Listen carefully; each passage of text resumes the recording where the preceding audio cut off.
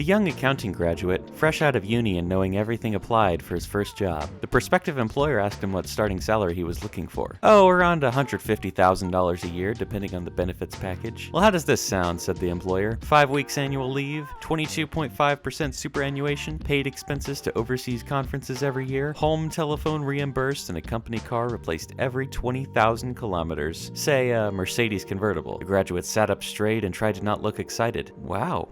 Are you kidding? Yes, said the employer, but you started it. A group of Boeing employees are sitting on a plane getting ready for takeoff. The pilot comes on over the intercom and says, "Folks, we're pleased to have you flying with us on our brand new 737, fresh from our good friends at Boeing." Immediately, the Boeing employees all scramble to get out of their seats and off the plane as quickly as possible. It's utter pandemonium in the aisles as everyone starts to panic. Everyone, that is, except for one old man who remains sitting in his seat, quiet and unbothered. A junior executive looks at the old man and says, "Didn't you hear the announcement? If we don't get off now, this plane might fall apart mid-air." The old man says, "Sir, I've been an engineer at Boeing for over 30 years. I've been there through all of the ups and downs, the cost-cutting and outsourcing, the bad times and the good. And if I know how this company operates today, I can say with absolute certainty, there's no chance this plane will even leave the ground." Four mothers are talking about how successful their kids are. The first one starts, "My little boy is a really successful doctor. He and his girlfriend will go on a 1-month vacation in Europe next week." The second mother goes, "That's nothing. My boy is a successful lawyer and just bought his girlfriend a new Aston Martin." The third mother goes, "That's still nothing. My boy is a very good banker and he bought his girlfriend a new beach house last month and he let her choose all the furniture with no limits." Full of expectation, they look at the last mother. She sighs and goes, "Sadly, my girl just works at a bar and keeps relationships with multiple men at a time, but they give her a lot of gifts." In this moment, a beautiful girl pulls up to them in a new Aston Martin. She lets down the window and starts talking to the last mother. "Hey Mom, nice to see you. I just wanted to ask if you could please take care of the beach house next month. I still expect a lot of furniture deliveries and I'll be on vacation to Europe for a whole month."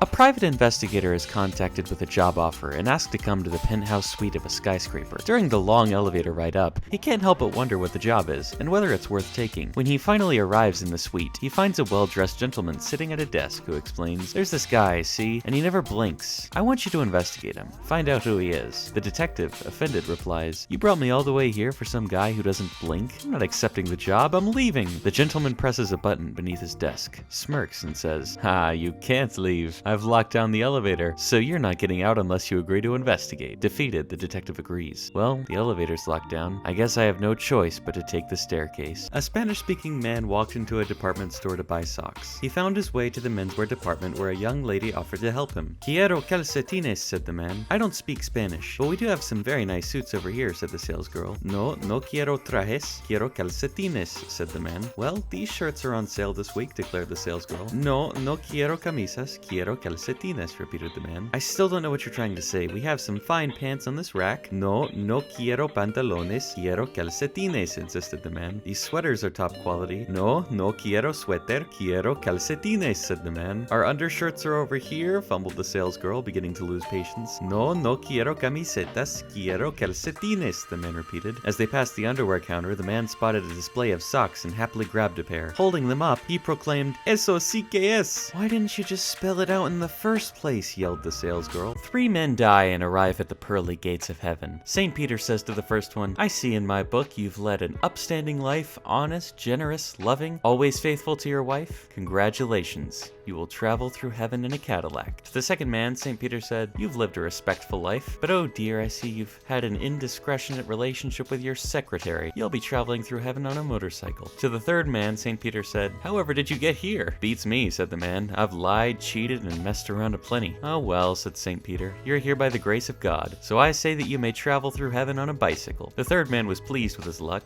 pedaling down the golden streets, when he saw the first man sadly draped over the hood of his Cadillac, sobbing. "What's up?" said the cyclist. "You've lived a good life and have the rewards." "Yes," said the first man, "but I just saw my wife go by on a skateboard." North Koreans believe they live in the best country in the world because they're brainwashed by the government and the media. I mean, that's so stupid. Every American knows that America's the best country in the world. My grandfather used to always say, "As one door closes, another one opens." A lovely man he was, but also a terrible cabinet maker. 3 conspiracy theorists walk into a bar. You can't tell me that's just a coincidence. As I hand handed my dad his 50th birthday card. He looked up at me with tears in his eyes and said, "You know, one would have been enough." 99.9% of people are idiots. Fortunately, I belong to the 1%. Miss Johnson asks her junior high class what body part grows 6 times its size when it gets excited. She calls on Susan, who says, "Miss Johnson, that is a very inappropriate question to ask girls in this class. My parents will hear about this." She then calls on Jennifer, who says, "The pupil of the eye in dark conditions." "Correct," Miss Johnson answers. "And Susan, I have 3 things to say to you. First, you clearly didn't read your homework assignment. Second,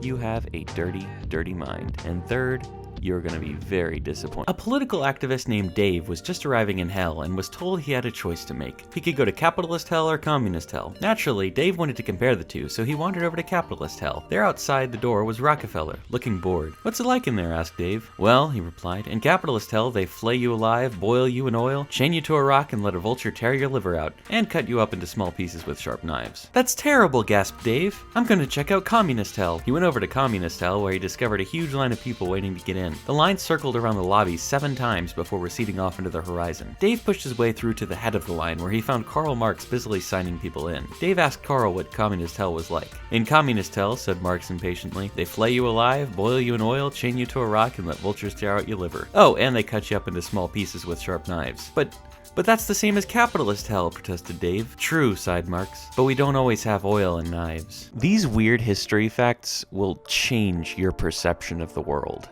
The last surviving widow of a Civil War veteran died in 2020. Yes, that was a strange year. The guillotine was still France's official execution method when Star Wars debuted in 1977. What? President Jimmy Carter was 2 years old when Claude Monet died. If you don't know who Monet is, he's the guy that did this painting. John Tyler, the 10th president of the United States from 1841 to 1845, still has a living grandson who is 95 years old. Okay, and finally, the strangest one. The Lego Movie released over 10 years ago.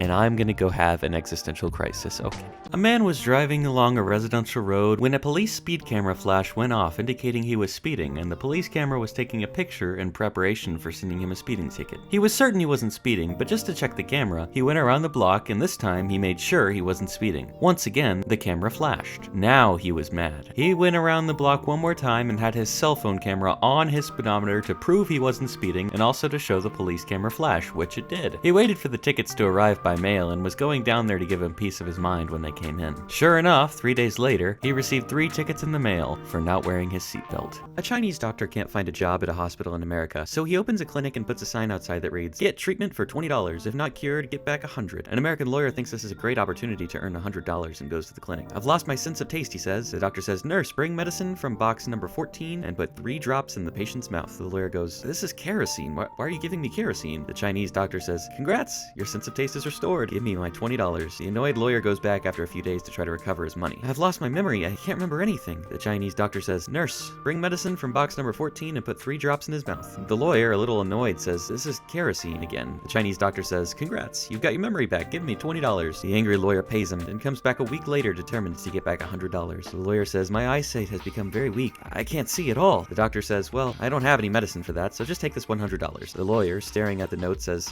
"This is a 20, not 100. The Chinese doctor says, "Congratulations, your eyesight is restored. Give me $20. It was mid-February where the weather had broken a bit, so 4 golf buddies decided to go out for a round. Unfortunately, it was Valentine's Day. As they're waiting to tee off, Joe says, "This is going to be a costly round. To get out today, I had to promise my wife I'd take her to that expensive new restaurant downtown." Pete says, "I've got it worse. Not only do I have to take her to a fancy restaurant, but I've got to take her to see that silly rom-com first." Mike chimes in, "I've got to do the movie, the restaurant, and that diamond bracelet she's been wanting. What about you, Dave? How'd you get out?" Dave said, "It didn't cost me anything. I just rolled over this morning and said, 'Honey, the guys want me to go golfing today, but instead we could just lie in bed all day together.' My wife said, 'Dress warmly, dear. It's still cold out there. A man moves to a big city and decides to explore for a bit. He finds a pub and decides to go in. He goes up to the bartender and asks, "How much for a beer?" The bartender says 3 cents. "Wow," says the customer, "and how much for a sandwich?" About 5 cents, says the bartender. The customer replies, 5 cents? Okay, and how much for a big juicy steak meal with roasted potatoes and all the trimmings with a beer?" Bartender thinks for a second and says, "That'd be about 15 cents. The customer says, 15 cents? Where's your boss? I want to know how he can keep these prices so low." Bartender replies, "He's upstairs with my wife."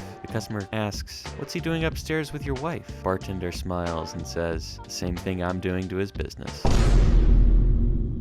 A police officer pulls over a speeding car and says, "I clocked you at 80 miles per hour, sir." The driver replies, "Gee, officer, I had it on cruise control. Perhaps your radar gun needs calibrating." Not looking up from her knitting, the driver's wife says, "Don't be silly, dear. You know that this car doesn't have cruise control." As the officer writes out the ticket, the driver looks over at his wife and growls, "Can't you please keep your mouth shut for once?" The wife smiles and says, "Well, dear, you should be thankful your radar detector went off when it did, or your speed would have been higher." As the officer makes out the second ticket for the illegal radar detector, the man looks angrily at his wife and says through clenched teeth, "Woman, can't you keep your mouth shut?" The officer frowns and says, "And I noticed that you're not wearing your seatbelt, sir. That's an automatic $75 fine." The driver says, "Yeah, well, you see, officer, I had it on, but I took it off when you pulled me over so that I could get my license out of my back pocket." The wife says, "Now, dear, you know very well that you didn't have your seatbelt on. You never wear your seatbelt when you're driving." And as the police officer is writing out the third ticket, the driver turns to his wife and barks, "Will you please be quiet?" The officer looks over at the woman and asks, "Does your husband always talk to you this way, ma'am?" And she replies, "Only when he's been drinking." A boy walks up to his father and says, "Father, I've fallen in love and want to date this awesome girl." The father says, "That's great, son. Who is she?" The son replies, "It's Sandra, the neighbor's daughter." The father sighs and says, "Oh, I wish you hadn't said that. I